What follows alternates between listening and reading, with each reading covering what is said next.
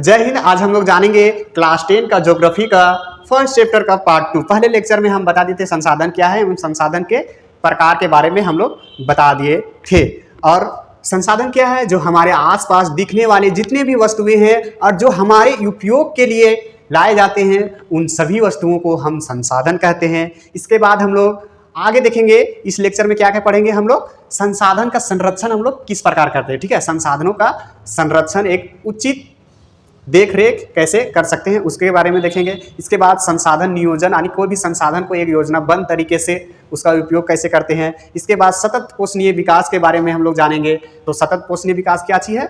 बिना पर्यावरण को नुकसान पहुंचाए और भविष्य में भी ध्यान रखें, यानी कि अगली पीढ़ी का भी ध्यान में रखते हुए संसाधनों का उपयोग करते हैं, उसी को बोलते हैं सतत पोषणीय विकास के बारे में। और इसमें देखेंगे कौन सा सम्मेलन कब हुआ था, इस लेक्चर में हम देखेंगे। चलिए आगे देखते हैं हम लोग। सबसे पहले है संसाधन संरक्षण क्यों आवश्यक है, ठीक है। संसाधन संरक्षण है सो क्यों आवश्यक है। तो देखो, कुछ लोगों के पास तो बहुत सारे संसाधन है, ठीक है। कुछ लोगों के पास बहुत सारे संसाधन है, लेकिन कुछ ही लोगों के पास है, अधिक लोगों के पास नहीं है। तो कुछ लोग हैं सो लालच के कारण है सो संसाधनों को अपने अधीन रख लिए हैं और बहुत सारा है। और कुछ लोगों के पास तो संसाधन है ही नहीं, वो तो बहुत गरीब है, उसके पास ना खाने के लिए है ना रहने के लिए घर है, गरीबी है पूरा।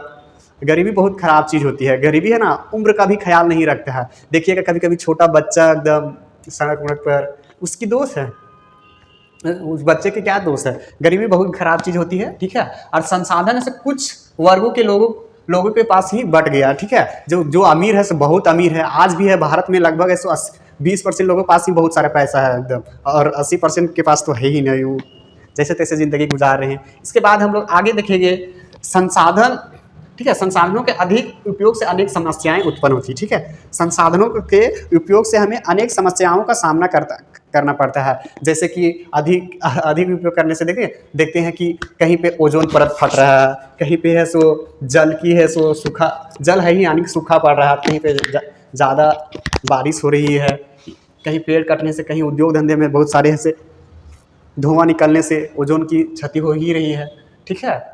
अनेक समस्या होता है, जैसे प्राकृतिक आपदाएं आती है, ठीक। इसके बाद है हम लोग आगे देखेंगे किसी भी देश के विकास के लिए संसाधन बहुत जरूरी है, ठीक है। कोई भी देश के लिए है विकास के लिए संसाधन बहुत जरूरी है, ठीक है। हमारे पास संसाधन तो बहुत सारा है, लेकिन वो सिर्फ उपयोग करने के लिए है, ठीक है। और किसी के लालच के उद्देश्य से अगर देखें तो संसाधन बहुत कम। अगर उपयोग के लिए देखें तो जितना मान लो हमको जरूरी है उतने ही यूज करें, और किसी दूसरे व्यक्ति के लिए तो बहुत सारे संसाधन है। लेकिन है सो आज का लोग है सो संसाधन को आता है तो अपने तक ही सीमित लेता है, यानी कि लालच हो जाता है उसके अंदर। लालच बहुत बुरी चीज होती है, ठीक है। तो लालच के कारण सभी संसाधन है सो रख लेते हैं, ठीक है। महात्मा गांधी ने कहा था कि हमारे पास संसाधन तो बहुत सारे हैं, लेकिन सिर्फ अपना पेट भरने के लिए, अगर लालच के उद्देश्य से अगर रखिएगा तो संसाधन हमारे पास बहुत ही कम है। इसके बाद हम लोग आगे देखेंगे अंतर्राष्ट्रीय स्तर पर कुछ सम्मेलन किया गया था, ठीक है। सबसे पहले अंतर्राष्ट्रीय स्तर पर उठाए गए कौन कौन कदम है, तो इसमें सबसे फर्स्ट में 1968 ईस्वी में क्लब ऑफ रोम ने संसाधन के संरक्षण के लिए उपाय उठाया था, ठीक है। इसके बाद 1974 में सुमर महोदय ने, ठीक है, स्मॉल इज ब्यूटीफुल बुक में, ठीक है, महात्मा गांधी के कुछ बातों को इन्होंने इसमें है सो दोहराया था। इसके बाद है, ठीक है, सबसे जरूरी है पृथ्वी सम्मेलन, ठीक है। ये कंपटीशन लेवल में भी पूछा जाता है, ध्यान रखे हुए। ये है हाई लेवल एजुकेशन में भी पढ़ा जाता है, ठीक है। प्रथम पृथ्वी सम्मेलन 1992 में हुआ था, यानी कि 1992 में हुआ था, ठीक। कब हुआ था ये? 1992 में। कहाँ हुआ था ये? ब्राजील की राजधानी में रियो डी जेनेरो में हुआ था, ठीक है। और इसमें से 100 से भी अधिक देशों ने भाग लिया था। और ठीक है, पृथ्वी सम्मेलन का उद्देश्य क्या थी? पर्यावरण संरक्षण, ठीक है, पर्यावरण को ही बचाना तथा सामाजिक आर्थिक विकास की समस्या का हल ढूंढना था। और एजेंडा 21 को भी है सो इसमें मंजूरी प्रदान किया गया था, ठीक है। इसमें से अनेक 100 से अधिक देश के लीडर है से इस सम्मेलन में भाग लिए थे। और इसमें है सो पर्यावरण से जो समस्याएं उत्पन्न हो रहे थे उसको है सो निपटारा करने के लिए है सो इसमें बात रखा गया था। और ये कहाँ हुआ था? ये ब्राजील की राजधानी रियो डी जेनेरो में हुआ था ये सम्मेलन, ठीक। और इसके बाद हम लोग देखेंगे सतत पोषणीय विकास के। देखो, सतत पोषणीय विकास क्या चीज होता है? ये बिना पर्यावरण को नुकसान पहुंचाए हुए।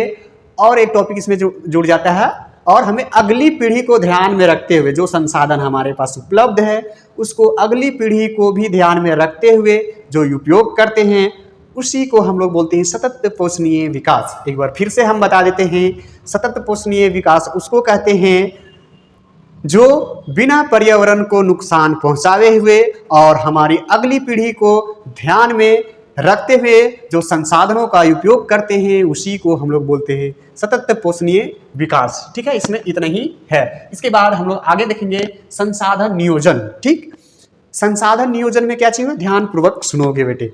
संसाधन नियोजन में कोई भी संसाधनों के हम एक योजना के द्वारा हम उपयोग करते हैं उसी को है सो संसाधन नियोजन कहते हैं। जैसे कि थ्योरी में भी लिखा हुआ है योजना के अनुसार संसाधन का इस्तेमाल करना संसाधन नियोजन कहलाता है। जैसे हमारे पास संसाधन तो बहुत तरीके से, जैसे झारखंड में और छत्तीसगढ़ उड़ीसा में कोयला की अपार भंडारण है। ठीक है, लेकिन सही ढंग से इसका है सो अभी भी निकाला नहीं जाता है। रही राजस्थान में बात करें तो राजस्थान में भी पवन ऊर्जा की अपार संभावनाएं हैं, लेकिन वहां पर भी अच्छी तरह से उपयोग नहीं किया जाता है, योजनाबद्ध तरीके से उपयोग नहीं किया जाता है। अगर अरुणाचल प्रदेश की बात करें तो वहां पर है सो भी पानी की अपार संभावनाएं हैं। ठीक है, बहुत सारा उधर है सो ब्रह्मपुत्र नदी जो आया है चाइना से, इसी कारण से पानी की वहां पर अपार संभावना है। फिर भी वहां पर योजनाबद्ध तरीके से एक योजना बनाकर इसका उपयोग वहां पर नहीं किया जाता है। ठीक, इसके बाद हम लोग आगे देखेंगे भारत में संसाधन नियोजन के लिए क्या क्या किया जा सकता है। ठीक, भारत में जो संसाधन नियोजन है उसके लिए क्या क्या किया जा सकता है। तो क्या किया जा सकता है, संसाधन का पता लगाने के लिए क्षेत्रीय सर्वेक्षण तथा मानचित्रों का निर्माण होना चाहिए तथा संसाधनों की मात्रा तथा गुणवत्ता की जांच की जानी चाहिए। ठीक, दूसरा पॉइंट है संसाधन विकास योजनाएं लागू करने के लिए उपयुक्त प्रौद्योगिकी कौशल तथा संस्थागत नियोजन ढांचा का तैयार करना चाहिए। यहाँ पे समझ में आया आप लोग को, नहीं आया हुआ? ठीक है, भारत में संसाधन नियोजन के लिए क्या क्या किया जा सकता है। जैसे संसाधन सबसे पहले कहाँ कहाँ पे है ये ढूंढना चाहिए। जैसे झारखंड में है